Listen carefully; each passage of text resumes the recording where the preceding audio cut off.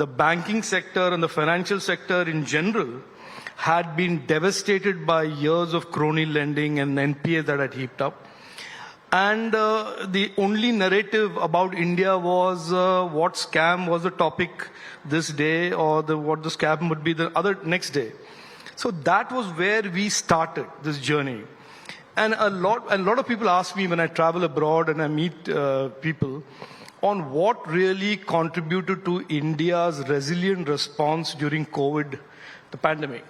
The fact that our economy rebounded so fast, the fact that we could deliver 220 crore vaccines in such an orderly manner when even countries today are struggling to do that. And I say it is really all of the policy actions from 2014 that the Prime Minister and his government took, rebuilding the financial sector, creating a new culture of governance, not just in government, but also aimed at the financial sector, where there would be no more of this phone or loan culture that we have seen for 65 years. Transform the narrative of government versus citizen, again by turning the narrative of 6.5 decades that 100 rupees leaves Delhi, only a 15 rupees reaches a beneficiary. Change that with technology. So the fact that he put so much of technology into governance to change the narrative of governance and democracy really came to our help during the most trying black swan event that we've seen in modern India's history, which is first the COVID, then the European conflict. So I think a lot of these policy actions, I think 2014 we were all conditioned to think that there would be these snappy, headline-grabbing, big announcements that would change things, and we realized actually that none of that works. Actually, what is required is steady, systematic policy making, maximum governance, integrity, and with clear goals and outcomes in mind. And that is what the Prime Minister did for several years leading up to COVID pandemic. And after the pandemic, all of those have really kicked in and helped us rebound in a manner that today we can see we are the fastest growing nation in the world. Who in 2014, Padmaja, I ask you, would have looked at India and said, we will be the fastest growing nation in the world? No way. Nobody. And even now, even the report talks about how there's considerable skepticism even now in some quarters in investors abroad. They don't think this is going to last.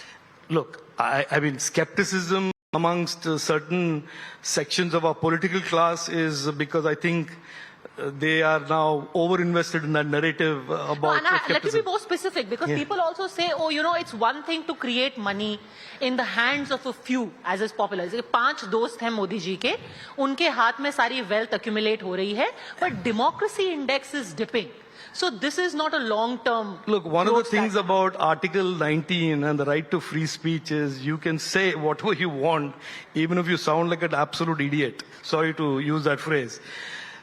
This is a country today that is a beacon of democracy to the countries around the world. We have the most functional democracy. And I say to those people who are whining and whinging about EVMs, whining and whinging about democracy, whining and whinging about media and the judiciary, I ask them how come they've gone silent after the Karnataka elections. So look, there is obviously a group of people who are invested, and they are desperately invested in a narrative that we are not doing well, we will not do well as a nation. The BJP and Prime Minister Narendra Modi ji, all of this is smokes and mirrors, and that is their game, that is their choice. And I have nothing to say about that. Accepting the world is looking at India, investors are looking at India, when global brands like Cisco, Apple, Samsung are moving their manufacturing to India. When large brands all around the world in the electronics and tech space are looking at India as trusted partners, I say that, look, they probably know a lot more about India than some few people in the Congress party. You're talking about manufacturing, but as an aside, we had a former RBI governor say that you're gloating about the iPhone factory, but most of it is just assembling. Yeah, I simply say that Raghuram Rajan has to decide whether he is a failed economist or a to-be failed politician. He can't be both. If he wants to be a politician, that's fine. He can say as absurd and outrageous as things as he wants. And there is another moral to the story. What you know nothing about, it's best you be silent about those. And he certainly doesn't know anything about manufacturing or electronics manufacturing. He wrote an edit, I think some 6-7 months ago in the Times of India. I rebutted him and exposed all of his lies and false assumptions. He didn't say a word after that for 6 months. He suddenly surfaced again after the Karnataka elections and he's come back. I certainly will rebut him in the next few days. And if he's got an embarrassing tendency to deal with pain and embarrassment, that's fine. We will deliver that for him. A lot of people say that he is the best finance minister we didn't have. Well, when he was the RBI governor, he certainly presided over wrecking the Indian banking system. So I actually think there are a lot of people in India who are very glad that he didn't be finance minister. Talking about the things that we did do right. In the Morgan Stanley report, two things jumped out at me. One is they talk about the infrastructure push, which over at least the last 6 months has seen stupendous force when it comes to the central government, whether it be or Vande Bharat, metros, etc., highways. The second was that the report felt that the digitization that we have managed to achieve in our country, and especially direct benefit transfer, held us in good stead. Now, I remember Mr. Chidambaram, when he spoke in Parliament, he said, what do you think? That a roadside vendor is going to use your UPI? And yet here we are. That not only is it made possible, a roadside vendor is using UPI, but it's being mentioned as a factor. This couldn't have been easy, could it? No, look, Real world, what were the challenges that you faced? No, look, I think first of all, it was an absolutely startlingly clear vision of our Prime Minister that technology can really transform governance. And if you go back to his 2015 speech in Digital India, when he launched Digital India, he laid out 3 goals. He said, first of all, technology should transform the lives of our Indian people. Then he said, technology should create more entrepreneurial opportunities and expand the economy. And the third point he laid down as a goal for Digital India is that India should move from being a consumer of technologies to being a producer of technology. And if you just stay focused on the first point, it is very clear that the Jan Dhan Yojana DBT architecture, which was technology enabled and then UPI became the solution that came out of it, has transformed and built so much trust between even the remotest Indians and the government. And I will share a real life example with you. I went to a district in Nagaland on one of my pravasas called Zuniboto. I drove 9.5 hours from Dimapur to get to Zuniboto through the worst terrain possible. And the next day morning, when I was with the community leaders, I asked them, how many of you have Aadhaar? Everybody.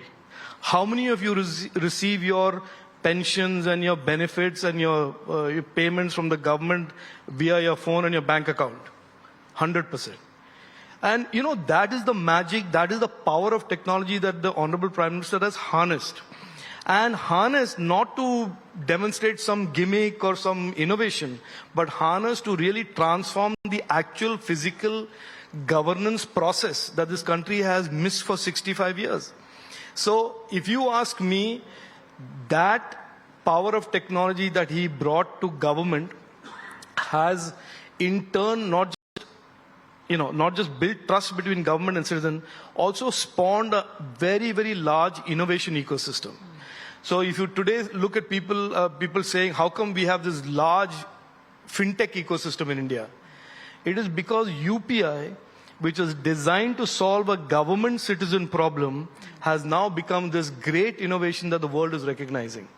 And so, I point to the fact that there is a person who had real life experience about what are the infirmity and gaps in India's governance. He took technology and said, let me solve these problems that affect common men and women, and let me create solutions for them. And that, I think, is the true story of Digital India. Of course, there are other stories about unicorns and startups and innovation and how we've expanded the digital economy and all of that. But the true, real underlying headline is this. And this nobody will get. The Chidambarams of the world will not get, because they're all exotic, academic people who have never in the last 65 years ever bothered addressing these real life problems. And so I think that is the difference between those who go to Cambridge or Stanford or University of Chicago or wherever they go and wherever their tourism takes them, and people who really look at technology as an enabler to solve real problems for real people.